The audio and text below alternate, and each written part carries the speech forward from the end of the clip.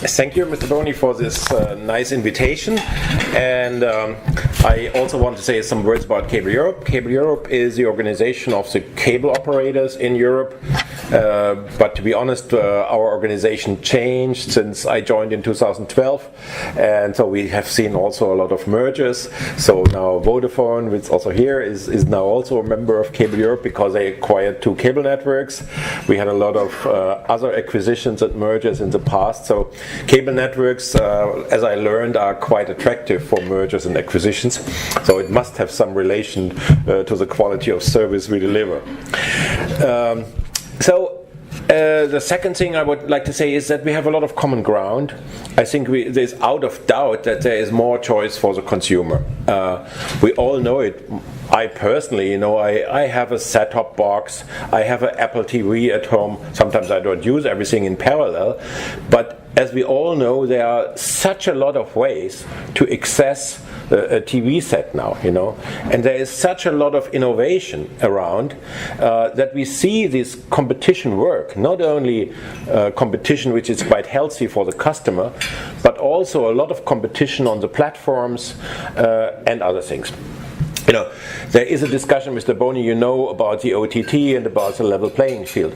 In the beginning, we called the OTT frenemies, because sometimes if a new competitor is popping up, you think it's an enemy.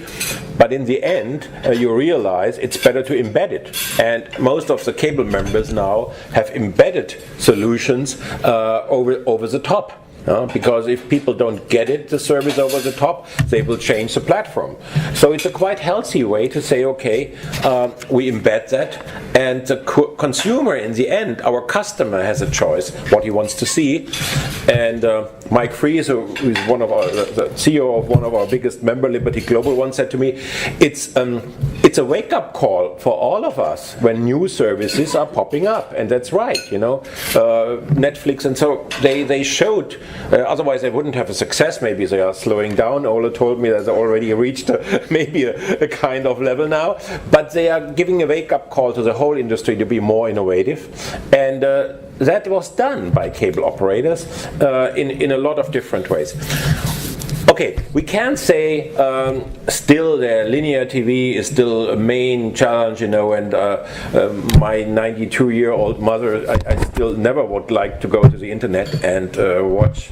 So she always only watched the 3 first channel in German TV, So, but if I look 1 or 2 generations down, I would see that the habits are quite changing, dramatically changing, and young kids are watching on a second screen. They're not watching linear.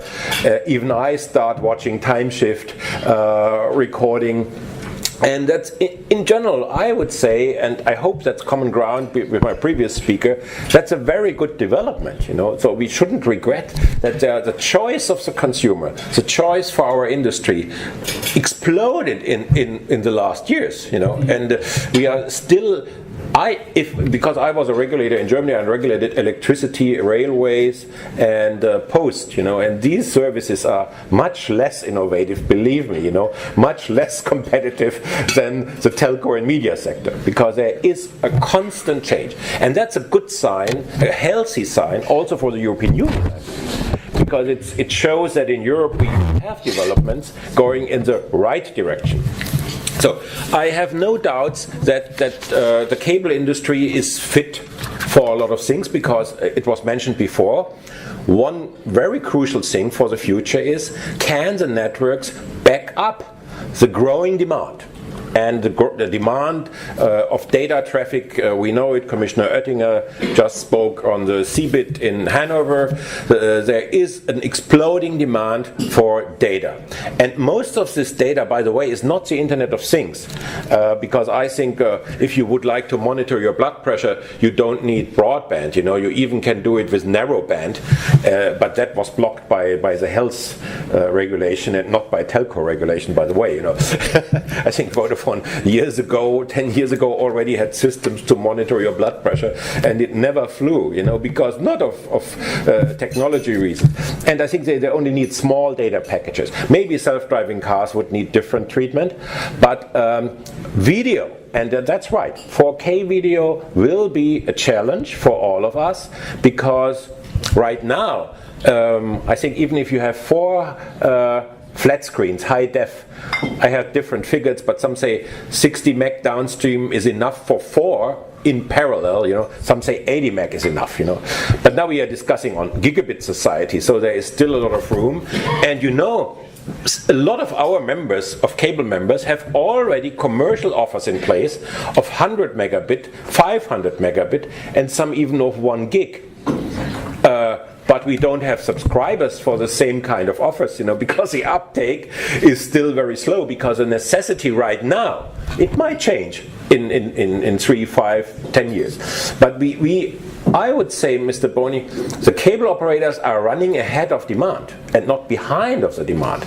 And here are some colleagues from the US who are delivering the DOCSIS standard or developing, and they told me today and some weeks ago that there will be even gigabytes possible symmetrical over a cable network.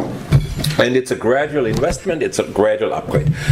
Okay, the good news is this, that I think cable networks are fit for purpose and are part of this innovation channel. So, Mr. Boni, not everywhere is a cable network, I regret, but we can't change that. It has sometimes historical reasons, and therefore I agree with Ole, not one size fits all. We all know that in Europe, for example, in the digital terrestrial is in Germany, quite successful because a public channel supported it. If you look here around, when I talk to people in Belgium, do you have digital terrestrial? They even don't know what I'm talking about, because here, and in Italy we have no cable networks. So we have completely different historical reasons for completely different service. So absolutely with Ole, not one size fits all. We need to look, and you can't change it overnight. These are developments that sometimes took 15, 20 years in the past. So even if there would be a lot of money, you can't turn the wheel around immediately. So it's right, there is a stronghold of everybody. And what's the solution? I personally, when Andreas Röber, I know him from Germany also, when I would make a recommendation to the Commission is that they had some very good policy concepts in the past. I personally, Mr. Boni, believe not that we have to change everything. We don't need a big bang. To say, everything was wrong. That's not right. I was 12 years responsible for regulation in Germany. We had done a lot of good things, and there is a competitive environment in most of the cases. Maybe rural is a different issue, and very remote areas are also a different issue. But in most of the areas where we have infrastructure competition, it worked quite well. And we are living here in Belgium, in Netherlands, in countries where we have a lot of infrastructure competition between different platforms. And if that works, this is something we could learn also from the future. Infrastructure competition and investment in next generation networks should be rewarded and would also be fit for the purpose of this 4K or ultra high def or whatsoever. And that's something my members are prepared to invest. By the way, not only talking about this investment, it was done. It was realized. It's already in the ground. And we all know that it's long-run investment, because infrastructure investment has very long payback periods. So we have to have a kind of planning security in this environment for next generation access network.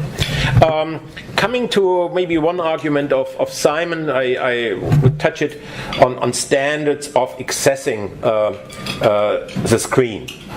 I think it's already the case that a lot of people, so at the end of the day, my belief is that the customer and the consumer and our citizens should have the choice. And you maybe similar, you remember the analog days where people had not enough choice, and we had discussions in the cable network about limited choice in the cable network. There are must carry rules and all these kind of things.